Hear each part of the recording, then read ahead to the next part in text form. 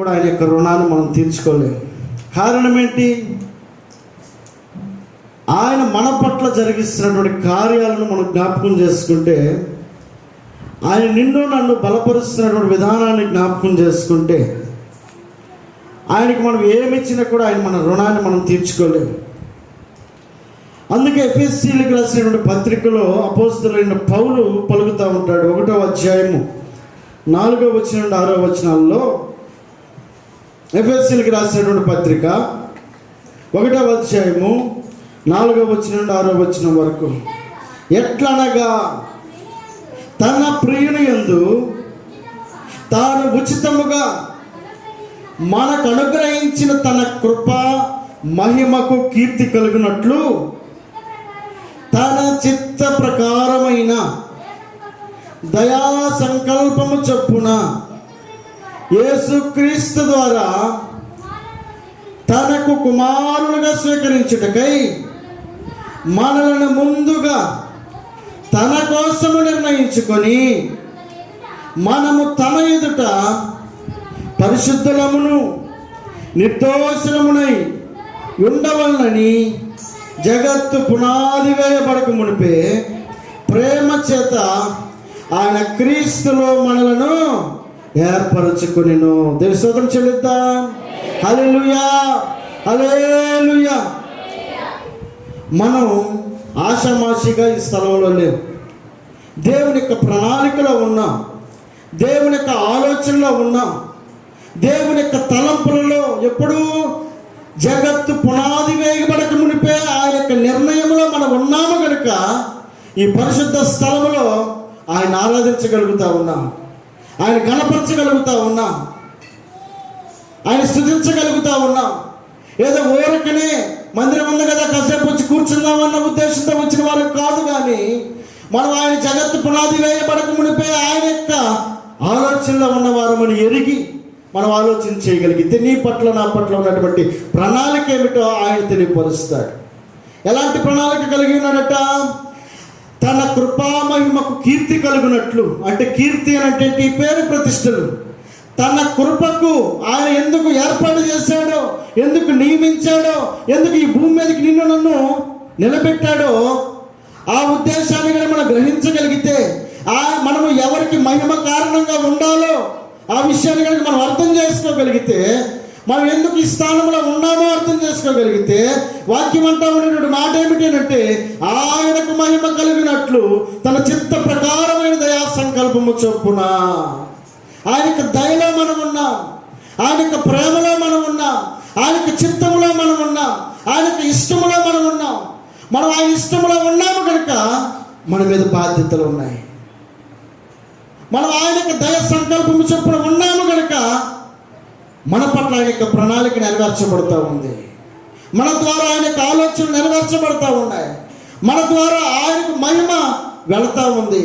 మనం ఊరకనే వచ్చి కూర్చున్నటువంటి వారం కాదు, కానీ మనకు తెలియదు మన పట్ల దేవుని యొక్క ప్రణాళిక ఏమిటో, మన పట్ల దేవుని యొక్క ఉద్దేశం ఏంటో.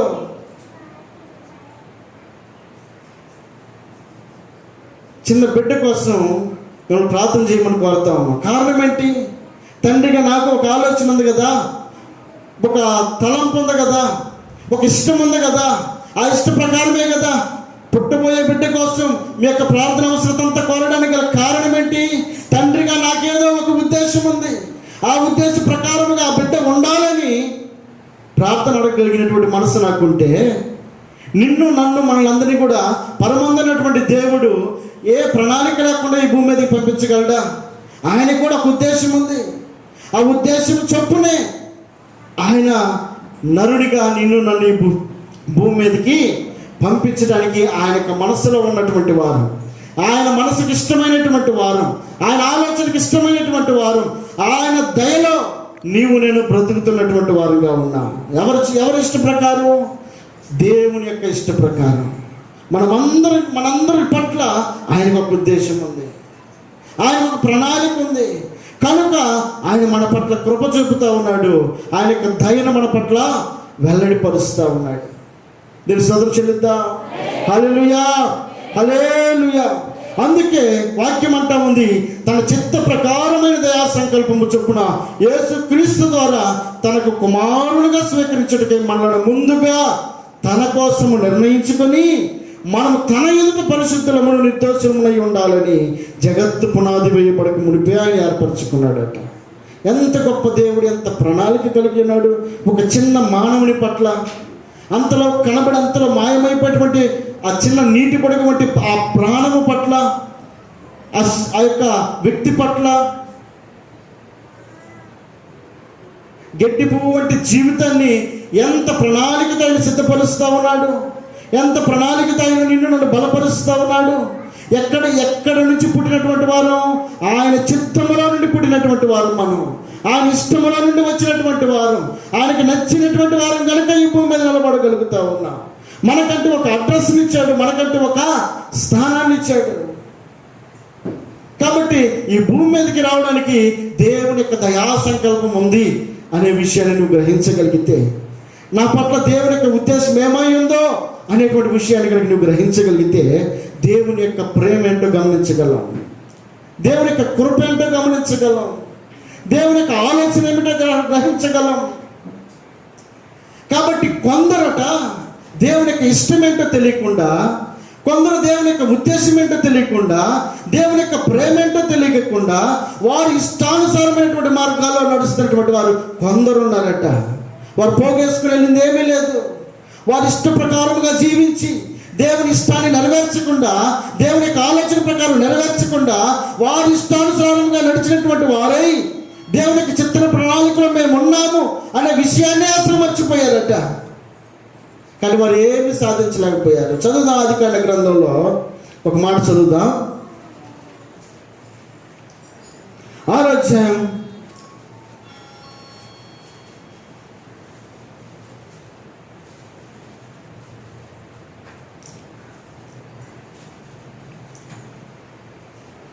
5వ వచనం. నరుల చెడుతనము భూమి మీద గొప్పదనియు, వారి హృదయములోని తలంపుల యొక్క ఊహ అంతయు కేవలము చెడ్డదనియు యెహోవా చూచి తాను భూమి మీద నరులను చేసినందుకు యెహోవా సంతాపమునంది తన హృదయములో నొచ్చుకొనెను. ఒకసారి ఆగుదాం. ఎవరైనా దేవుని యొక్క చిత్త ప్రణాళికలో ఆయన ఇష్టాన్ని నెరవేర్చేటువంటి క్రమంలో, దేవుని యొక్క ఉద్దేశంలో జగత్తు పునాది వేయబడక మునిపే ఆయన మనసులో ఉన్నటువంటి రూపానికి ఆయన జీవాన్ని ఇచ్చి నిన్ను నన్ను నిలబెట్టి నడిపిస్తున్నటువంటి దేవుడికి అయిష్టం కలిగించేటట్లుగా ప్రవర్తిస్తూ ఉన్నారట. నచ్చని విధంగా ప్రవర్తిస్తూ ఉన్నారట. వారు అనుకుంటా ఉన్నారు, మా ఇష్ట ప్రకారమే ఈ భూమి మీదకి వచ్చాం, మా శక్తిని బట్టి, మా బలాన్ని బట్టి మా తల్లిదండ్రులు మమ్మల్ని కన్నారు, కాబట్టి ఆయనకి ఎందుకు మనం పూజించాలి, ఆయన ఎందుకు మనం గౌరవించాలి, ఆయన ఎందుకు మనం లెక్కలో వేసుకోవాలని దేవుణ్ణి సహితం ప్రక్కన పెట్టినటువంటి ప్రజలంటే వాళ్ళు దేవుడు అనేటువంటి విషయాన్ని గ్రహించకుండా బ్రతుకుతున్నటువంటి ఆ మనుషుల పట్ల దయా సంకల్పము చొప్పున, ఆయన నిత్య నిర్ణయము చొప్పున జగత్తు పునాది వేయబడక మునిపే ఆయన మనసులో ఉన్నటువంటి ఆ బిడ్డల పట్ల ఆయన ఆలోచన చేస్తే వారందరట వారి యొక్క మార్గాలను చెడిపి వేసుకుని ఉన్నారట. వారికి నచ్చినట్లుగా జీవిస్తూ ఉన్నారట, వారికి ఇష్టమైనట్లుగా ప్రవర్తిస్తూ ఉన్నారట. మనకు నచ్చినట్లుగా ఉంటే దేవుడు సంతోషించడు, ఆయనకి నచ్చినట్లుగా ఉంటే దేవుడు సంతోషిస్తాడు. కారణం ఏంటి? మనం ఆయన వారము కనుక, ఆయన ఇష్టంలో నుండి వచ్చిన వారం కనుక. ఇప్పుడు నా ఇష్టానుసారంగా జీవిస్తే మా నాన్న సంతోషిస్తాడు, పక్క వారికి సంతోషంగా ఉండొచ్చు, తేడా వగదిగింది పని అని చెప్పి అనుకోవచ్చు. కానీ వెనకాల కన్న తండ్రి బాధపడతాడు కదా. కారణం ఏంటి? తన ఉద్దేశంలో, తన తలంపులో ఏవే ఆలోచనలు ఉన్నాయో వాటన్నిటిని నీరు కాలుస్తా, నా ఇష్టానుసారంగా నేను జీవిస్తూ ఉంటే కన్న తండ్రి బాధపడతాడు. ఈ సహజమైనటువంటి ప్రేమది. అయితే పరమలోకమందు ఉన్నటువంటి దేవుడు నిన్ను నన్ను జగత్తు పునాది వేయబడక మునిపే నీ పట్ల ఒక ప్రణాళిక కలిగినటువంటి దేవుడు, నీ ఎడల ఒక ఉద్దేశాన్ని కలిగినటువంటి దేవుడు. ఆ ఉద్దేశాన్ని నెరవేర్చకుండానే వారి ఇష్టానుసారంగా వారు జీవిస్తూ, వారి చెడుతనాన్ని వారు వ్యక్తపరుస్తూ జీవిస్తూ ఉంటే వారందరిని బట్టట ఆయన సంతాపం నొందేటట. ఎంత బాధపడ్డాడు. ఊహించినటువంటి ఊహలన్నీ కూడా చెదరైపోయినాయట.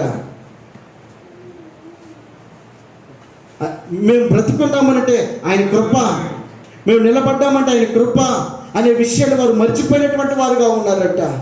వారికి అక్కడ డబ్బు ఉండొచ్చు, ధనం ఉండొచ్చు, శక్తి ఉండొచ్చు, బలం ఉండొచ్చు, బంధువులు ఉండొచ్చు, అన్నీ ఉండొచ్చు, కానీ దేవుని యొక్క కృప లేకపోతే బ్రతికినటువంటి వారుగానే ఉంటారు, కానీ వారు ఏమైపోతారు? జీవోత్సవాలుగా మిగిలిపోతారు. దేవుని స్తోత్రం చెల్లిద్దాం. హల్లెలూయా.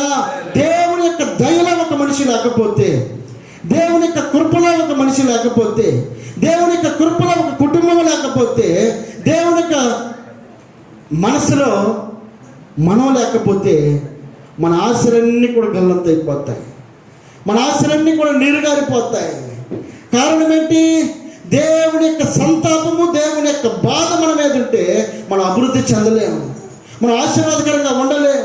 దేవుని యొక్క బాధ మన మీద ఉంటే మనం ముందడుగు వేయలేము.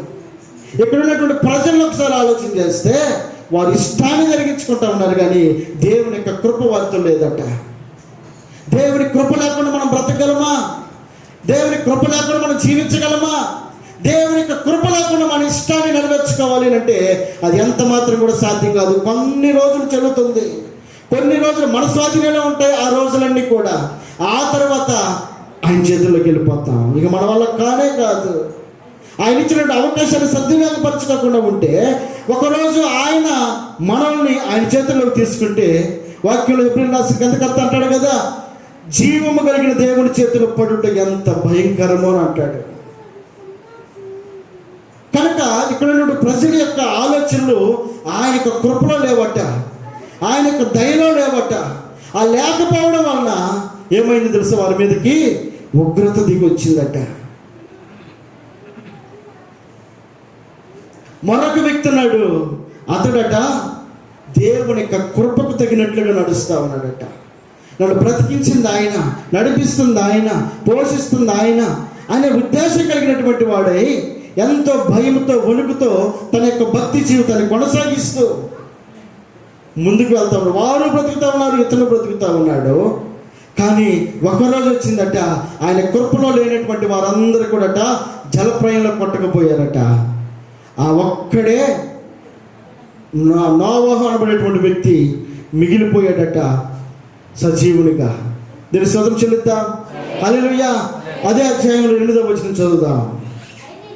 అయితే నోవహు యెహోవా దృష్టి యందు కృప పొందినవాడు ఆయన. చాలండి. ఎవరి దృష్టిలో కృప పొందాలి? మనుషుని మెప్పించడం కాదు, మనుషు ఆలోచనకు తగినట్లుగా నడవటం కాదు, మనకు తెలిసినటువంటి వారికి తగినట్లుగా నడవటం కాదు, లోకానికి ఇష్టమైనట్లుగా నడవటం కాదు, కానీ అది మనల్ని బ్రతికించదు. కానీ మనం ఎవరు బ్రతికించగలడు? ఎవరి కృపలో ఉంటే బ్రతికించగలడు. ఎవరి కృపలో ఉంటే మనం దీవించబడగలం. ఎవరి కృపలో ఉంటే మనం కాపాడబడగలం. ఆలోచన చేసుకుంటే మన ఇష్టం మనల్ని కాపాడదు, కానీ దేవుని యొక్క ఇష్టం ఏదైతే ఉందో, ఆయన నిత్య నిర్ణయం కాలములో నీ పట్ల నా పట్ల కలిగిన ఉద్దేశం ఏదైతే ఉందో ఆ ఉద్దేశం నెరవేర్చగలిగితే ఆయన కృపలో మనం ఉండగలం, ఆయన దయలో మనం ఉండగలం. ఎక్కడున్నాడట ఈ నోవహు? దేవుని యొక్క కృపను పొందుకున్నవాడట. ఇంకంతకంటే కావాల్సిన ఆధిక్యత ఏమిటి? ఆ కృప ఉంది కనుకే ప్రత్యేకంగా ఆయన కోసం, ఆయన ఇంటి వారి కోసం అట ఒక ఓడను తయారు చేయించాడట ఆయన. ఎంత గొప్ప దేవుడు! 40 రోజులు వర్షం పడుతుంది, ఈ జలప్రలయంలో ఇవన్నీ కొట్టుకొని పోతారు, కాబట్టి నీ కోసం, నీ కుటుంబం కోసం ఒక ఓడను తయారు చేసుకో అని ముందుగానే తయారు చేస్తాడు. అక్కడ ప్రజలందరూ కూడా పిచ్చాను పట్టిందా, శబనాను పట్టిందా, ఇప్పుడు ఓడ తయారు చేస్తున్నాడు. అందుట్లో నీళ్లు లేవు, ఏమీ లేవు. ఇది అక్కడ దాకా ఎట్లా నెట్టుకెళ్తాడు అని అందరూ హేళనగా చూస్తూ ఉన్నారట. నీ భక్తిని బట్టి, మన భక్తిని బట్టి హేళన చేసేటువంటి మనుషులు ఉండొచ్చు. ఎందుకు ప్రార్థనకి వెళ్తున్నారు? ఎందుకు దేవుని మందిరంలో ఆయన ఆరాధన చేస్తున్నారు? ఇప్పుడు ఏం జరిగింది కాబట్టి వాళ్ళు అంతసేపుగా ఏడ్చి ప్రార్థన చేస్తూ ఉన్నారు అని అనుకునేటువంటి మనుషుల మధ్యలో మనం బ్రతుకుతూ ఉండొచ్చేమో, కానీ మనం ఎందుకు ఏడుస్తూ ఉన్నామో, ఎందుకు ప్రార్థన చేస్తూ ఉన్నామో, ఎందుకు భక్తి చేస్తూ ఉన్నామో, ఎందుకు ఆయన అనుసరించి నడుస్తూ ఉన్నామో ఒకరోజు తేట చెల్లింపు చేయబడుతూ ఉంటుంది. ఒకరోజు మనం చేసినటువంటి దానికి ఆయన ప్రతిఫలం ఇచ్చేటువంటి రోజు ఒకరోజు వస్తుంది. ఆ ప్రజలందరూ కూడా అనుకుంటా ఉన్నారు, ఈ నోవాహుకి ఏం పని లేదా, ఎందుకు ఈ ఓడను తయారు చేస్తూ ఉన్నాడు అని అనుకుంటా ఉన్నారు. ఒకరోజు ఎక్కడైతే నోవహు ఓడను తయారు చేశాడో అక్కడ వరకు నీళ్ళు వచ్చి ఆ ఓడను లేపుకొని తీసుకెళ్తా ఉన్నాయట. ప్రజలందరూ గల్లంతైపోయారు, ఒక్కరు మిగలేదు. నోవహు యొక్క కుటుంబమేమో కాపాడబడిందట. ఎక్కడ ఉండగలిగితే నోవహు కాపాడగలిగాడు? ఒక కుటుంబమే కదా, అంతమంది వదిలిపెట్టి నోవహు పట్ల ఆయన ఎందుకు అంత కృప చూపించగలిగాడు? నోవహు కుటుంబం అట దేవుని యొక్క కృపలో ఉందట. ఆయన కృప మనకు లేకపోతే, ఆయన యొక్క దయా సంకల్పంలో నీవు నేను లేకపోతే, ఆయన యొక్క చిత్తములో మనము లేకపోతే, మన కుటుంబము లేకపోతే అది తాత్కాలికమైనటువంటి జీవితమే. కనుక అక్కడ ఉన్నటువంటి మనుషుల యొక్క ఆలోచనలు ఎలా ఉన్నాయి? వారి ఊహంతయు కేవలం అట చెడ్డదట. ఎంత మాత్రం కూడా దేవుని యొక్క కృప పొందుకుందామే, దేవుని యొక్క ప్రేమను పొందుకుందామే, దేవుడు ఉన్నాడు అనేటువంటి విషయాన్ని గ్రహించినట్లుగా వారి జీవితాన్ని కొనసాగిస్తూ ఉన్నారట. ఏం ప్రయోజనం, ఏం పొందుకోగలిగారు? కనుక దేవుని వాక్యం సెలవిస్తూ ఉంది, నీవు నేను మనమట ఆయన దయా సంకల్పము చొప్పున జగత్తు పునాది వేయబడక మునిపే ఆయన యొక్క ప్రణాళికలో ఉన్నవారన్నమాట. అది గ్రహించగలిగితే నిన్ను నన్ను మనల్ని బలపరచగలుగుతాడు ఆయన. దీని స్తోత్రం చెల్లిద్దాం. హల్లెలూయా, హల్లెలూయా. ఆ తర్వాత దానికి ముందు ఆదాము హవ్వలు అనబడేటువంటి వారట చక్కగా దేవుని యొక్క ప్రణాళికలో వివాహం చేసుకొని దేవుడు జతపరచబడినటువంటి వారుగా వారు సంతోషంగా ఉంటూ ఉండగా ఒకరోజు చక్కటి ఒక గర్భఫలాన్ని దేవుడు ఇచ్చాడు. వారు ఎంతో సంతోషించారు, ఆనందించారు. వారికి ఆనందానికి అవధులేవు. బిడ్డ పుట్టగానే కయ్యూను అని పేరు పెట్టుకున్నారు, మంచిదే. కానీ అక్కడ రాయబడినటువంటి మాటను మనం ఆలోచన చేస్తే చదువుతాం. ఆదికాండ గ్రంథంలో 4:1-2 ఆదాము తన భార్య అయిన హవ్వను కూడినప్పుడు ఆమె గర్భవతి అయి కయ్యూనును కని యెహోవా దయ వలన, చాలండి, మంచిదే కదా. ఎవరి దయ వలనట? దేవుని దయ వలన ఒక మనిషిని సంపాదించుకున్నానని హవ్వే తల్లిగా సాక్ష్యం ఇస్తూ ఉంది. మంచిదే, తల్లి యొక్క ఉద్దేశం మంచిదే, తల్లిదండ్రుల యొక్క ఆలోచనలు మంచివే. ఆ బిడ్డ కాక ఆలోచన నెరవేర్చకపోతే, ఆ ఇష్టానికి తగినట్లుగా ఉండకపోతే, వాళ్ళ ఆలోచనకు తగినట్లుగా నడవకపోతే దాని యొక్క ప్రతిఫలాలను చూడాల్సినటువంటి బాధ్యత ఎవరిది? ఎవరైతే నడవలేదో వారు ఖచ్చితంగా ఆ శిక్షను అనుభవించాల్సిందే. తల్లి ఉద్దేశం ఎలా ఉంది అంటే, నేను యెహోవా దయ వలన ఒక మనిషిని సంపాదించుకున్నాను. మంచి ప్రణాళిక కలిగింది తల్లి. కానీ కుమారుడు దాన్ని నెరవేర్చే క్రమంలో దేవుని ఉద్దేశం ఏంటో, దేవుని ఇష్టం ఏంటో అది ఎరగకుండా తనకిష్టం వచ్చినట్లుగా ప్రవర్తిస్తున్నాడట. ఎవరు? కయ్యూను అనబడేటువంటి వ్యక్తి. మొదటి సంతానం ఆశీర్వాదకరంగా ఉంటుందని తల్లి అనుకుంది, దీవెనకరంగా ఉంటుందని తల్లి అనుకుంది. దేవుని యొక్క దయ వల్ల నేను పొందుకున్నాను, ఆయన కృప లేకపోతే నాకు ఈ బిడ్డ లేడే అన్న ఉద్దేశంతో తల్లి ఎంతో ఆశతో ఉంది. కానీ ఆ బిడ్డట ఆ ఆశను నీరుగార్చాడట. అక్కడే ఆ మాట చదువుదాం. దాని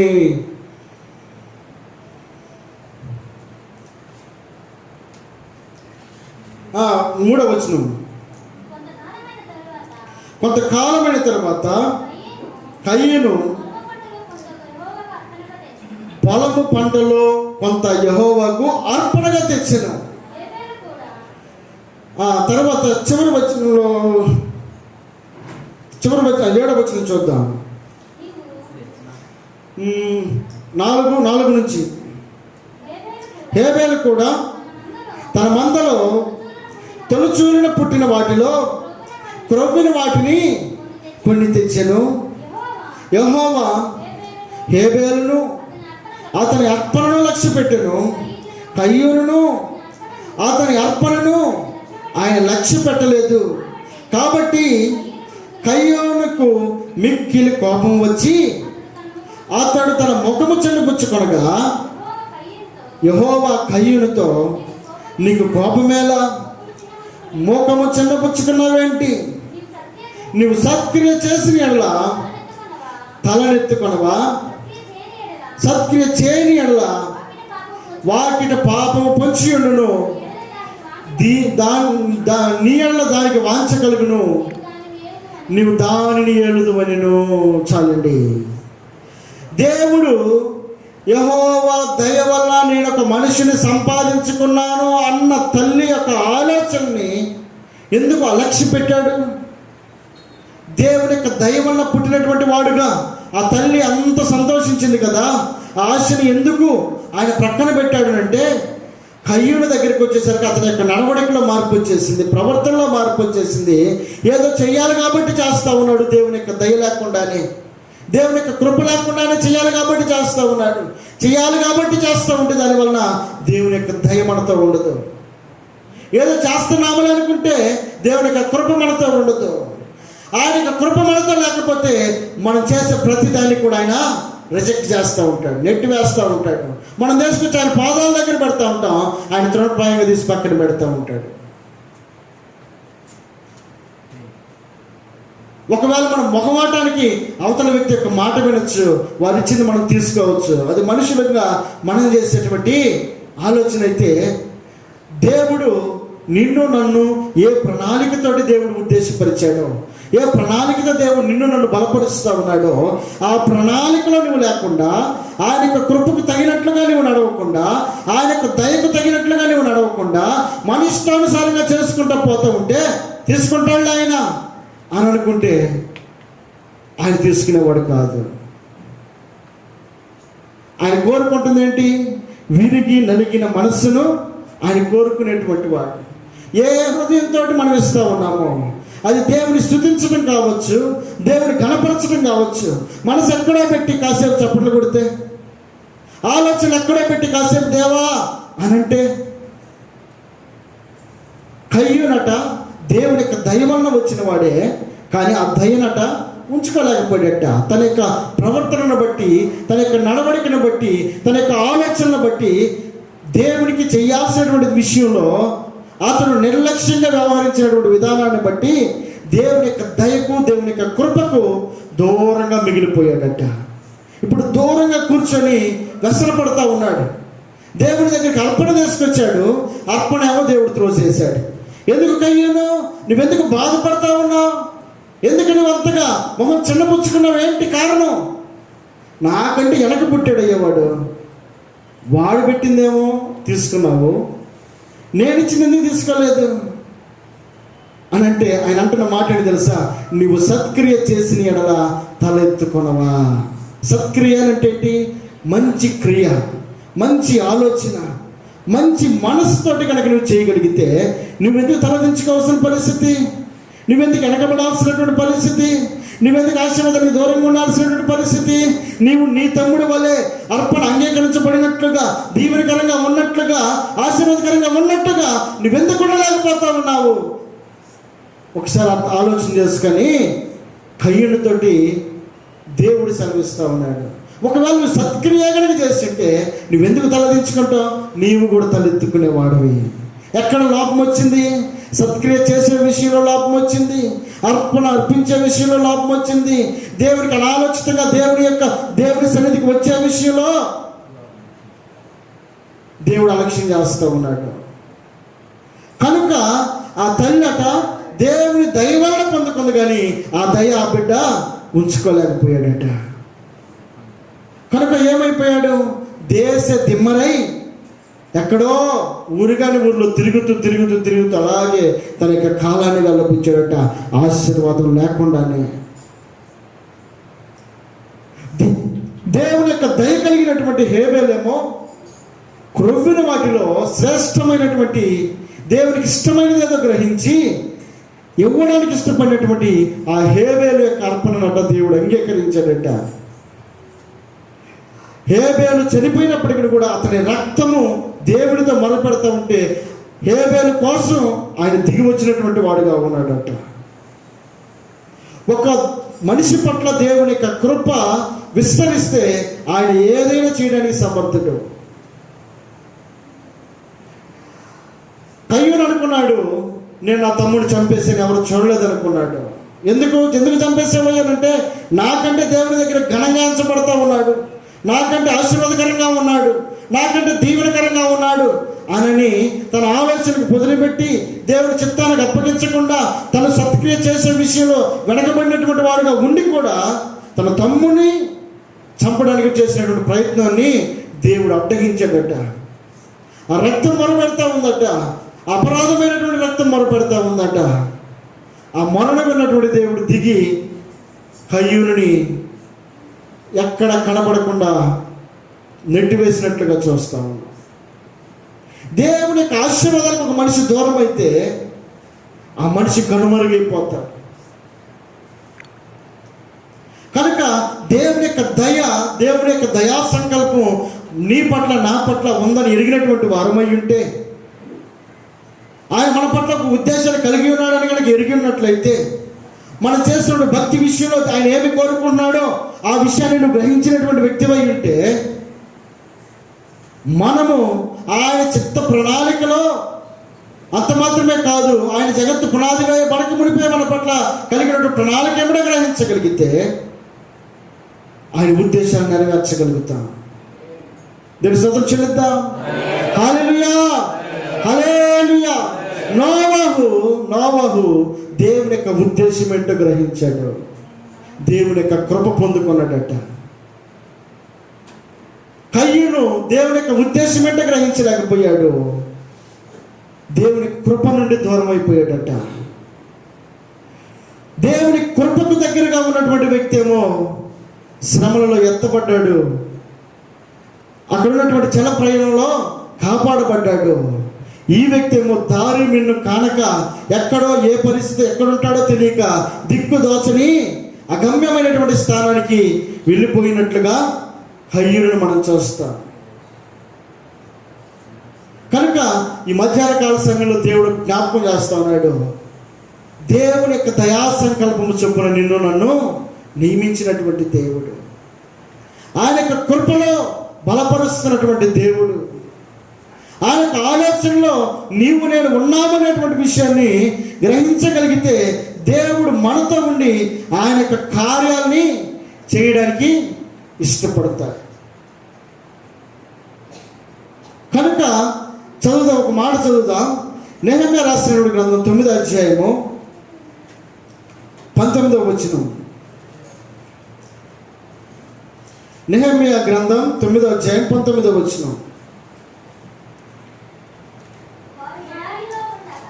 వారు ఎడారిలో ఉండగా నీవు బహు విస్తారమైన కృప కలిగిన వాడవై వారిని విసర్జింపలేదు, మార్గము గుండా వారిని తోడుకొని పోవుటకు పగలు మేఘస్తంభమును, దారిలో వారికి వెలుగునిచ్చుటకు రాత్రి అగ్నిస్తంభమును వారిపై నుండి వెళ్ళిపోక నిలిచెను. చాలండి. దేవుని యొక్క వాక్యంలో నిన్ను నన్ను బలపరుస్తున్నటువంటి మాట అదే 31వ వచనం కూడా చూద్దాం. అయితే నీవు మహోపకారివై ఉండి వారిని బొత్తిగా నాశనం చేయకయు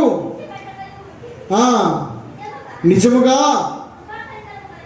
నీవు కృపా కనికరములు గల దేవుడు అయి ఉన్నావు. ఎవరైనా కృప కలిగినటువంటి దేవుడు, దయ కలిగినటువంటి దేవుడు, ఇశ్రాయేలు ప్రజలు నడుస్తున్నటువంటి కాలంలో వారికి తోడుగా ఉండి బలపరిచినటువంటి దేవుడు వారి పట్ల కృప చూపించినటువంటి వాడు. ఎన్ని రోజులు? 40 సంవత్సరాలు వారి పట్ల కృప చూపించినటువంటి వాడు. వారు తప్పు చేశారో ఒప్పు చేశారో ఆయన ఎన్నికెడుతూనే వస్తానే ఉన్నారు, వారికి ఇష్టమైనట్లుగా నడుస్తూ ఉన్నారు, కాసేపు భక్తి చేస్తూ ఉన్నారు, వారికి ఇష్టమైనట్లుగా ప్రవర్తిస్తూ ఉన్నారు, కాసేపు ఆయనకి ఇష్టమైనట్లుగా చేస్తూ ఉన్నారు. చూస్తూ ఉన్నాడు, కృప చూపిస్తూ ఉన్నాడు, చూస్తూ ఉన్నాడు, కృప చూపిస్తూ ఉన్నాడు. వారికి ఎలాంటి కృప తోడుగా ఉంచాడు అని అంటే ఆయన అంటాడు కదా, వారు ఎడారిలో ఉండగా నువ్వు బహు విస్తారమైన కృప కలిగిన వాడవై వారి పట్ల నీ కృప చూపించిన వాడు. ఎలాంటి వారిని విసర్జింపలేదట. మార్గము గుండా వారిని తోడుకొని పోవుటకు పగలు మేఘస్తంభమును, దారిలో వారికి వెలుగునిచ్చుటకు రాత్రి అగ్నిస్తంభమును వారిని నుండి వెళ్ళిపోకుండా కాపాడినట్లుగా ఉన్నాడట ఆయన. ఎంత కృప కలిగిన వాడు!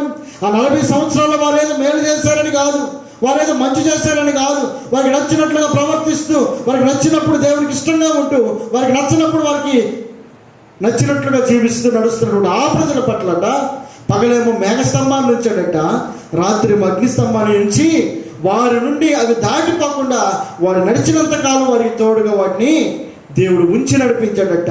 ఎంత కృప లేకపోతే ఆయన వారి పట్ల అంత ప్రేమ చూపించగలుగుతాడు? ఎంత ప్రేమ లేకపోతే ఆయన వారిని అంత కనికరించగలుగుతాడు? కనుక వాక్యం సెలవిస్తూ ఉంది, వారి పట్ల చూపించేటువంటి కృప అంత ఇంత కాదట. ఎన్నో రోజులు ప్రేమించాడు, 40 సంవత్సరాలు ప్రేమించాడు. అని హత్తుకున్నాడు, హక్కును చేర్చుకున్నాడు, ఆశీర్వదించాడు, వారికి కావాల్సిన అవసరతలు తీర్చాడు, వారికి కావాల్సిన అక్కర్లేంటూ అన్నిటి కూడా తీర్చుకుంటూ వారికి నచ్చినట్లుగా జీవిస్తూ ఉన్నాడు. వారితో పాటు ఉండి నడుస్తూ ఉన్నాడు. కానీ ఆ కృపను కాపాడుకోవాల్సిన బాధ్యత ఎవరిది? ఎవరైతే ఆయన ద్వారా మేలు పొందుకుంటూ ఉన్నారో, ఎవరైతే ఆయన ద్వారా ఆ యొక్క సంతోషాన్ని అనుభవిస్తూ ఉన్నారో ఆయనకు లోబడినటువంటి వారుగా ఉండాల్సినట్టు వీరట వారికి నచ్చినట్లుగా ప్రవర్తిస్తూ ఉన్నారట. దేవుని యొక్క కృపను దూరం చేసుకున్నటువంటి వారుగా ఉన్నారట. 40 సంవత్సరాలు చూశాడు కానీ వారు నిలుపుకోలేకపోయారట. ఆ కృపను వారు కాపాడుకోలేకపోయారట. ఆ ప్రేమను వారి దగ్గర ఉంచుకోలేకపోయారట.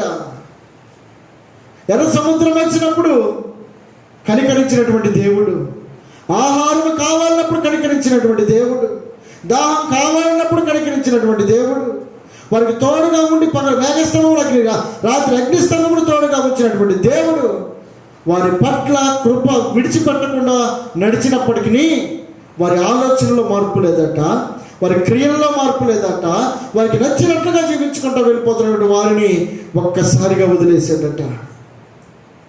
ఎవరో చెప్పిన మాటలు వింటా ఉన్నారు కానీ దేవుని మాటను మాత్రం లక్ష్య పెట్టడం లేదట, ఇష్టత చూపించడం లేదట. సంఖ్యాకాండ గ్రంథంలో 14వ అధ్యాయంలో ఒక మాట చదువుదాం. 7వ వచనం. సంఖ్యాకాండ గ్రంథం 14వ అధ్యాయము 7వ వచనం. ఇశ్రాయేలీయుల సర్వ సమాజంతో మేము సంచరించి చూసిన దేశము మిక్కిలి మంచి దేశం. యెహోవా మన యందు ఆనందించిన యెడల ఆ దేశంలో మనలను చేర్చి దానిని మనకిచ్చును, అది పాలు తేనెలు ప్రవహించే దేశము. చాలండి. భక్తులైనటువంటి వారు యెహోషువ అలాగే కాలేబు అనబడేటువంటి వారి నోట నుంచి వస్తున్నటువంటి మాట వింటా ఉంటే మేము సంచరించి చూసిన దేశం మంచి మిక్కిల దేశము. కాబట్టి యెహోవా మన యందు ఆనందించిన యెడల, ఎవరు ఆనందించాలి మనల్ని బట్టి? ఎవరైతే ఆయన యొక్క ప్రణాళికలో ఆయన ఇష్టానుసారముగా ఆయన దయా సంకల్పం చొప్పున అనాది కాలంలోనే జగత్తు పునాది వేయబడక మునిపే ఏ ఆలోచనతోటి ఏ ఉద్దేశంతో నిర్ణయించినటువంటి దేవుడై ఉన్నాడో ఆయన యొక్క కృపకు తగినట్లుగా నడవాలి అనేటువంటి విషయాన్ని ఈ యొక్క కాలేబు అలాగే యెహోషువ తెలియపరుస్తూ ఉన్నారు. ఆయన అంటున్నమాట, మనము యెహోవా యందు ఆనందించిన యెడల, యెహోవా మన యందు ఆనందించిన యెడల. ఎప్పుడు దేవుడు ఆనందించగలడు? ఆయనకు నచ్చినట్లుగా ఉంటే ఆనందించగలడు. ఆయన కష్టం వచ్చినట్లుగా ఉంటే, ఆయన బాధ పెట్టినట్లుగా ఉంటే, నన్ను యొక్క చెడుతనాన్ని చూసి దేవుడు జలప్రయాణాన్ని రానియకుండా ఉంచాడా? ఎప్పటి వరకు చూశాడు? కొంతకాలం చూశాడు, మార్పు లేదు, జలప్రయాణం రానే వచ్చింది. ఎవరి పట్ల తన కృపను చూపించాడు? ఎవరైతే ఆయన ఆనందించపరిచేటట్టుగా ఉన్నాడో, ఆయన సంతోషపరిచేటట్టుగా జీవించాడో ఆ నోవహు పట్ల ఆయన కృప చూపించాడు. అలాగే ఇక్కడ ఉన్నటువంటి ప్రజల గురించి యెహోషువ కాలేబులు అంటా ఉన్నారు, అయ్యా మన దేవుడిని కనుక ఆనందపరిచిన యెడల, దేవుని కనుక సంతోషపరిచిన యెడల ఆయన మనలను పాలు తేనెలు ప్రవహించే దేశానికి నడిపిస్తాడు. ఎప్పుడు నడిపిస్తాడు? ఆయన ఆనందపరిస్తే పాలు తేనెలు ప్రవహించే దేశం. ఆనందపరచకపోతే ఎక్కడికి? ఏడ్పు, పండ్లు కొరుకుట ఉండేటువంటి స్థలానికి తప్ప సంతోషాన్ని అనుభవించేటువంటి స్థలానికి మనం అర్హులు కాదు. కాబట్టి అక్కడ ఉన్నటువంటి ప్రజలతో చెప్పినటువంటి మాటలు మనం చూస్తూ ఉంటే యెహోషువ కాలేబులు ప్రాధేయపడి అడుగుతూ ఉన్నారు. అక్కడ ఉన్నటువంటి ప్రజలందరితో మాట్లాడుతూ ఉన్నారు, అయ్యా మనం ఆయన ఆనందపడుద్దాం, మనం ఆయన సంతోషపడదాం. అది మిక్కిలి మంచి దేశం. ఆ దేశంలో మనం అడుగు పెట్టాలి అని అంటే ఆయన ఆనందపరిస్తే తప్ప మనం అడుగు పెట్టలేము. ఆయన సంతోషం పెడితే తప్ప మనం అక్కడ అడుగు పెట్టలేము. కాబట్టి ఆయన ఆనందపరుద్దాం, ఆయన సంతోషపరుద్దాం అని అనుకుంటూ ఉన్నప్పుడు చదువుదాం. అక్కడే 8వ వచనం, యెహోవా మన యందు ఆనందించిన యెడల ఆ దేశంలో మనలను చేర్చి దానిని మనకిచ్చును, అది పాలు తేనెలు ప్రవహించు దేశము. చలండి. అలాగే మరొక మాట చదువుతాం. 11వ వచనం 12వ వచనం చదువుతాం. యెహోవా ఎన్నాళ్ళ వరకు ఈ ప్రజలు నన్ను అలక్ష్యము చేయుదురు, ఎన్నాళ్ళ వరకు నేను వారి మధ్యను చేసిన సూచక్రియలన్నిటినీ చూచి నన్ను నమ్మకయుందురు, నేను వారికి స్వాస్థ్యమియక తెగులు చేత వారిని హతము చేసి ఈ జనము కంటే మహాబలము కలిగినటువంటి గొప్ప జనమును నీ వలన పుట్టించుదని మోషేతో చెప్పగా. చాలండి. దేవుని యొక్క కోపం ఎలా రగులుకుంటా ఉంది. ఒక పక్క యెహోషువ కాలేబులు చెప్తా ఉన్నారు, అయ్యా మనం ఆయన ఆనందపడుద్దాం, మీరు సనగద్దు గొనగద్దు, ఆయన మీద మీరు ఏది మనసులో పెట్టుకోవద్దు.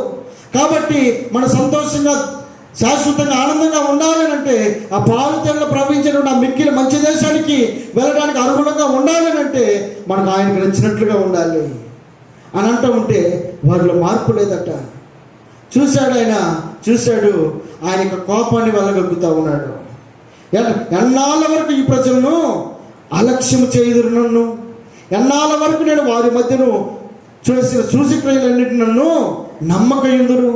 ఆయన చేసిన కార్యాలేంటో రుచి చూసి కూడా ఆయన ఎరగనట్లుగా జీవిస్తున్న ప్రజలను బట్టి కృప కలిగినటువంటి వాడై వారితో పగలు మేఘస్తంభం రాత్రి అగ్నిస్తంభాన్ని నడిపించినటువంటి దేవుని యొక్క మనసును అర్థం చేసుకోకుండా వారు నడిస్తే వారి పట్ల దేవుని యొక్క కోపాన్ని వారు రెచ్చగొడతా ఉన్నారు. వారి యొక్క క్రియలను బట్టి, వారి యొక్క నడవడికను బట్టి, వారి యొక్క పద్ధతులను బట్టి దేవుని యొక్క కృప నుండి దూరం అవ్వడానికే వారు చేసిన కార్యాలు తప్ప అవి ఏమాత్రం కూడా అవి ఆశీర్వాదకరమైనవి కాదు. కాబట్టి వారి జీవితంలో వారి ఆనందాన్ని చూడకుండానే అంత దూరంగా ఆశీర్వాదకరమైన స్థలం ఉండగానే వారు అరణ్యంలో రాలిపోయారట. దేవుని యొక్క ప్రణాళిక ఏంటి? దేవుని యొక్క ఉద్దేశం ఏంటి? వారు పాలు తేనెలు ప్రవహించే దేశంలో నిలబడాలనేది వారి దేవుని యొక్క ఉద్దేశం. ఏ ఉద్దేశంతో దేవుడు కోరుకొని వారు ఐగుప్తు నుండి విడిపించాడో ఆ విడిపించినటువంటి ఆ యొక్క ఆలోచన గమనించలేక వారు ఆ మిక్కిలి మంచి దేశానికి దూరముగా ఉండగానే రాలిపోయారట. దేవుడు రాలిపోవాలని కాదు కదా దేవుని యొక్క ఉద్దేశం, దేవుని యొక్క కోరిక, దేవుని యొక్క ప్రణాళిక. జగత్తు పునాది వేయబడక మునిపై ఆయన యొక్క చిత్తములో ఉన్న ఆలోచన ఏమిటి అంటే నిన్ను నన్ను పాలు తేనెలు ప్రవహించే దేశానికి నడిపించాలి.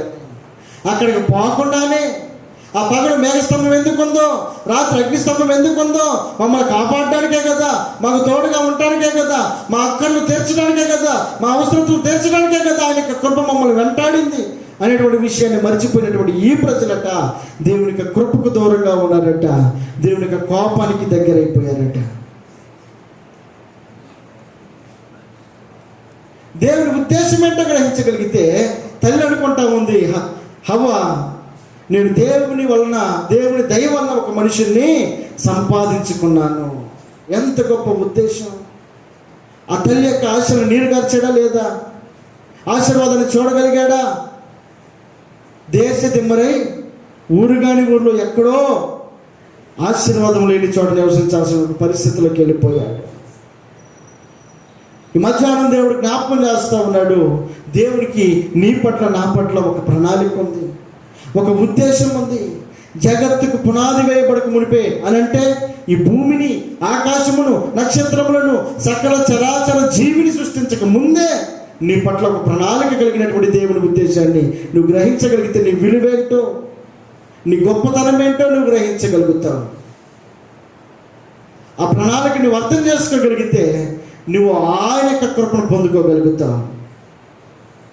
నోవహు అర్థం చేసుకున్నాడు కనుక దేవుని యొక్క కృపకు దగ్గరయ్యాడు. ఆ ప్రజలు అర్థం చేసుకోలేదు కనుకే జలప్రలయానికి దగ్గరైపోయారు. ఇశ్రాయేలు ప్రజలు దేవుని యొక్క కృపను అర్థం చేసుకోలేదు కనుకే వారు అరణ్యానికి దగ్గరైపోయారు. వారి జీవితాల ఆశీర్వాదాన్ని చూడలేనటువంటి పరిస్థితుల్లోకి వెళ్ళిపోయారు. ఈ మధ్యాహ్నం దేవుడు జ్ఞాపకం చేస్తూ ఉన్నాడు. ఊరికనే నీవు నేను మనం ఇక్కడ కూర్చోలేదు, కానీ ఆయనకు ప్రణాళికలో ఉన్నాం కనుక ఇక్కడ కూర్చోగలిగాం.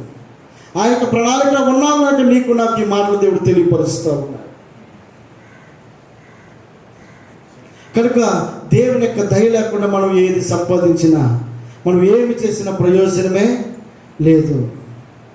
అన్నీ ఉంటాయి, దేవుని కృప లేకపోతే దానివల్ల ప్రయోజనమే లేదు. ఒక ధనవంతుడు అనుకున్నాడట, నా ప్రాణమా తిను, త్రాగు, సుఖించు. ఎవరు కష్టపడ్డారు? ఆయనే కష్టపడ్డాడు. ఆయన ప్రాణంతో చెప్పుకుంటా ఉన్నాడు. ఆ తినే యోగ్యత ఎవరు ఇవ్వాలి? దేవుడు ఇవ్వాలిగా. దేవుని యొక్క కృప కావాలిగా. దేవుని యొక్క కాపుదల కావాలిగా. దేవుని యొక్క ప్రేమ ఉంటే అతను ఆలోచనలన్నింటినీ కూడా నెరవేర్చుకోగలుగుతాడు. ఆయన ప్రేమకే దూరం అయితే, ఆయన కృపకే దూరం అయితే సంపాదించినవన్నీ అక్కడే ఉంటాయి, కానీ అనుభవించే టయానికి అవి మనమే ఉండం. అందుకే ఆ రాత్రి ఆయన అంటాడు కదా, ఓ ఈ వెర్రివాడా, ఈ రాత్రి నేను నీ ప్రాణాన్ని అడుగుతా ఉన్నాను. నువ్వు సంపాదించినవన్నీ ఎవరికి సొంతమైపోతాయి? నువ్వు అనుకుంటున్నావు నీ ప్రాణం ఉన్నప్పుడు తిను, తాగు, సుఖించని అంటా ఉన్నావు. ఆ కృప ఇవ్వాలి అంటే నేను నిన్ను కాపాడాలిగా. ప్రసంగి 2:25.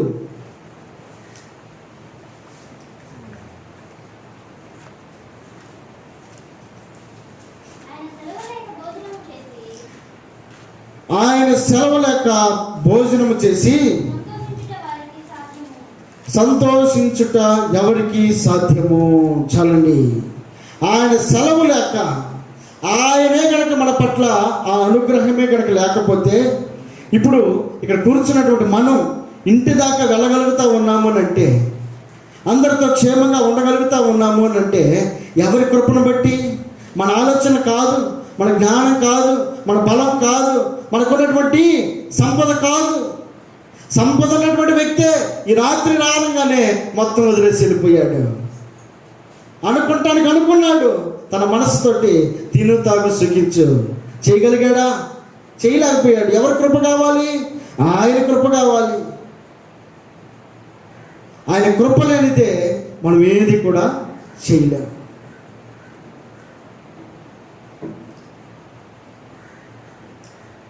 అందుకే ఒక భక్తుడు అంటాడు, నీ కృప లేనిదే నేనేమవుదునో తెలియదయ్యా, నీ దయలో నేనున్నా ఇంతకాలం, నీ కృపలో దాచినావు గతకాలం, నీ దయలో నేనున్నా ఇంతకాలం, నీ కృపలో దాచినావు గతకాలం, నీ కృప లేనిదే నేనేమవుదునో, నీ కృప లేనిదే నేనేమవుదునో తెలియదయ్యా, నీ కృపలో దాచినావు గతకాలం, నీ కృపలో దాచినావు గతకాలం. ఆయన యొక్క కృప లేకుండా నీవు నేను మనం ఏది కూడా చేయలేము. మనం అడుగు వేయాలన్నా, మనం మాట్లాడాలన్నా, మన నోటికి మాట రాకమునిపే ఎరిగి ఉన్నటువంటి దేవునికి కనుక మనం లోపడగలిగితే ఆయన కృపను మనం పొందుకోగలుగుతాం. ఆయన కృప మనకు తోడుగా ఉంటే నోవాకు తోడుగా ఉన్నట్లుగా మనకు కూడా ఆయన తోడుగా ఉండగలుగుతాడు. ఈ మాటలు మన వినికిడిలో దేవుడు దీవించి ఆశీర్వదించును గాక. హల్లెలూయా, హల్లెలూయా. ప్రతి ఒక్కరు కూడా లేచి నిలబడి దేవుడి కానుకలు సమర్పించారు.